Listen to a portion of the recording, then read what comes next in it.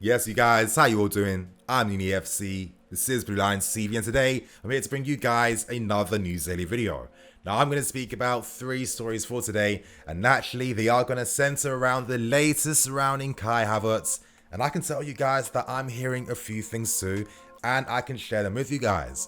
And to end with the final 2 stories, I'll be speaking about the future of both CONOR GALLAGHER and Olivier Giroud. So this is going to be another informative video. I hope you guys like, and before I continue on, 2 quick plugs out of the way. The first plug is, if you like today's video, smash that like button. I want to get over 3,000 likes for today's video. For the second plug, remember, if you want to stay up to date to all the latest news, content, discussions surrounding this club, press the bell notification button. It's the best way to stay up to date. I'm currently trying to release up to 2 uploads a day because things are just so hectic these days, and of course I've got that responsibility for you guys. So if you want to stay up to date, remember to press that bell notification button. And on that note, you guys, we start straight with the first story today, and of course we need to speak about the latest surrounding Kai Havertz. Now, last night Leverkusen played against Bayern Munich in the cup final, where they unfortunately lost 4-2 against Bayern. Now, Kai actually scored a penalty in the final seconds of that game to make it 4-2, and what a penalty it was. Top left corner, perfect technique, perfect shooting technique too, typical Kai. Now, what I found really interesting was Kai's reaction after that loss against Bayern. Now, he looked quite upset, he looked quite devastated, really frustrated, and the impression I got was that Kai was really desperate to win that game against Bayern because most likely that was his final game playing for Leverkusen. Another interesting detail about that game was that Kai played up front as a striker, playing that false 9 role.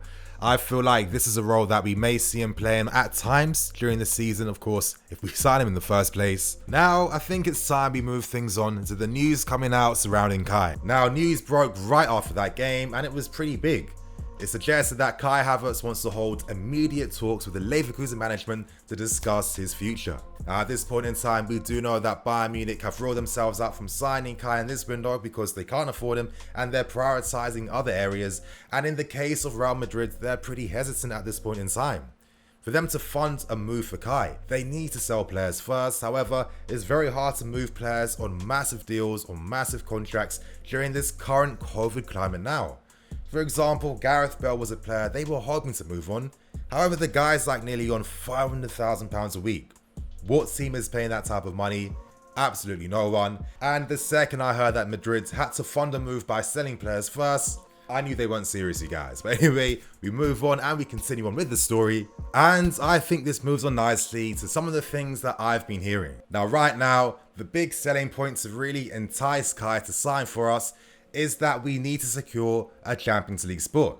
Now, if we don't secure one, it does not necessarily mean that we are completely out of the running. It just means that things become a lot more complicated and a lot more difficult. If we secure a UCL spot, this is a massive advantage in our favor. That's going to do a lot of positives to entice Kai to sign. So I'm feeling quite optimistic at this point in time. We do have 5 games left, and yeah, some of these games are quite difficult. However, I think that with the way we're playing now, with the players that we have on form at this point in time, I think these games are winnable, and I feel very confident that we are guaranteed to get a top 4 spot. I've also heard that Leverkusen will sell Kai if their valuation is met. Now, I'm mentioning this because Leverkusen have been very vocal and very public with their hopes of keeping Kai for 1 more season. We need to remember that last year when Kai really first broke out, he could have left during that period. However, the right offer did not come at that point in time. Kai remained for 1 more season, and for that last season he was hoping that would be enough to get a move away. He's not really hoping to stay for another season. And this is where Kai can use Leon Bailey as an example of not testing fate or testing your luck. During that time when Leon Bailey was one of the hottest young players across Europe, we were heavily involved. We were involved in heavy discussions to bring him to our club. What ended up messing the move up were the high demands and some of the ridiculous demands that Leon Bailey's reps and team wanted to place. In the end, their plans of hedging their bets worked against them, and at this point in time, no big clubs are really, putting a lot of effort into signing Leon Bailey. And the aura surrounding the player has greatly diminished ever since. Football is a fast-paced game. If you don't get your move now, another player from another team can have a breakout season and take that spot away from you. So it's only natural that Kai would prefer to leave now, and if it means that we are one of the only clubs willing to bring him here right now, naturally this is going to be a massive advantage. Anyway, continuing on, at this point in time we are not put off by the valuation that Leverkusen have placed on Kai. Unfortunately, I can't give you the specific number. I don't know what that is, but I can guarantee that we are going to get them very soon in the press, so stay aware and keep attention for when those reports eventually do come out. Whenever you hear that the club are feeling confident about making a signing, you should always be very optimistic. For a while now, not just me, but I think the fan base collectively, there's too much logic behind why we have the advantage and why this deal can actually happen. So of course, I had to ask the plugs themselves, how do you feel about our chances of actually signing Kai? These are guys that I really trust. They've been giving me the news and the scoop for so long, but I do want to clarify this. I asked their subjective opinion on how they feel about our chances to sign Kai. And he's saying that right now he's feeling really confident, and at this point in time he would not be surprised if an agreement in principle was made within some time this month. So, this is a guy that has heavy influence in the football world, players, agents, all that type of stuff. So if he's saying things like that, and remember it's his subjective opinion, you have to take it a bit serious. For me, it's not a surprise that Kai would want to leave, especially after that disappointing defeat against Bayern Munich. For Leverkusen, this was their biggest game of the season. You can imagine that all the players were pumped and hyped, and to lose that final in that manner, basically losing that game because of faults that they created, if you're Kai Havertz, do you want to subject yourself to that for another season where you wouldn't play in the UCL, you'd have Europa League money, and you'd be playing for the same standard team that isn't going anywhere anytime soon? So that's the latest surrounding Kai. Things are getting even more optimistic, and whenever big news comes out surrounding Kai, you guys know where to hear it first on Blue Lions TV. We now move on to the second story, and this surrounds CONOR Gallagher, who's currently on loan at Swansea. Now, reports came out from The Sun and from the Daily Mail suggesting that Crystal Palace have tried to make a 10 million bid to sign CONOR Gallagher on a permanent. Now, when I heard this, I was just thinking, there's no way that we are going to accept a bid that small to sell one of our most exciting young players.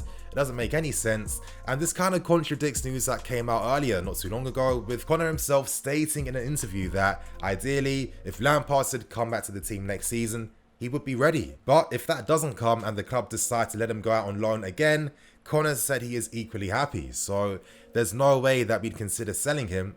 And I think maybe that part was put in the articles to just get the clicks and get the interest, because as it does go on, the real news, which was basically written in very small print, came out stating that Palace would also be interested to sign CONOR on a loan for next season too. So this is where the story makes a lot more sense. Now, CONOR Gallagher has had a very good season in the Championship. He's really made big strides in his personal development. He started off at Charlton, where he was the main creative influence in that team, and he continued that form, playing higher up in the table in the Championship, signing for Swansea on loan. He's had a good season, but to boost his chances of representing this club, he needs to make the step up to a higher division and a higher league. So in that sense, signing for Crystal Palace on loan, playing in the Premier League, where Frank Lampard, the scouts, the coaches can keep a watchful eye over you, could be one of the best things to do for his career. If I'm CONOR Gallagher, I'm playing the long game. At this point in time, it's only obvious and natural that as the years do go on, our midfield is going to evolve. We are going to sign players to replace other players that we do have, and it seems like playing a midfield three with a DM right behind is going to be our future for the long term. So this is where Conor can profit if he remains patient and plays the long game. I'd have reservations though about sending him on loan to Crystal Palace. They've had some of our players previously on loan before, most notably Patrick Bamford, and he had a disastrous loan move. It was terrible, and the reason for that was because Bamford was never a target man and he never made sense playing in a Palace team. I'd hate Conor to waste an entire year due to mismanagement from a loan club. Hopefully, ideally, I'm hoping a German club would make an offer on loan, where I personally feel in the Bundesliga right now, where they play a modern style of football, it's the best league for a young player to play in. There's no surprise why all the big teams across Europe are now turning towards the Bundesliga market. That isn't happening for no reason. It's because of the way they play and the young players they produce. So let's see what happens. He has a big future, he's a big talent, and I wouldn't be surprised if he one day became a part of the squad in future years. And to end things with the final story today, I'm going to finish with Olivier Giroud. Now, reports linking him with the moves into Milan keep resurfacing time and time again. It's no surprise that these stories may come out due to the great form that Giroud is showing at this point in time, and reports coming out from Italy are stating that Inter Milan are hoping to make a 4 to 5 million bid to persuade him to sign for them. Now, maybe if this news came out back in January, it would make more sense for Giroud to consider their offer and potentially leave to sign for them. But Inter Milan are stacked in those striking areas.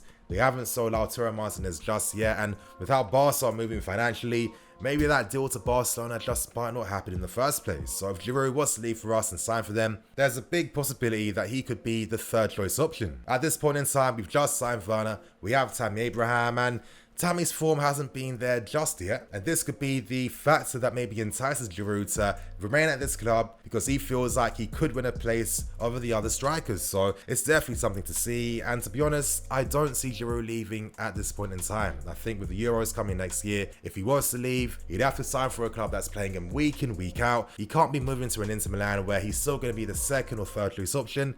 It doesn't make too much sense. And to be honest, I feel like this team needs a target man like Giroud for the squads. I mean, we've seen the benefits he's had. His ability to just drop deep and take defenders out of the game. That's allowed your guys like your Barkleys and your Mason Mounts to make those runs in behind. Your Pulisic too, I can't forget him, on absolute fire right now. And I feel like we'd be a weaker squad if we didn't have Giroud as part of it. So I'm hoping that he stays. He signed his new deal. It seems obvious that he will. And on that note, you guys, that is going to be me for today. Remember to like, comment, and subscribe. I'm EFC. This is Blue Line CV. I'll see you guys later with some more videos.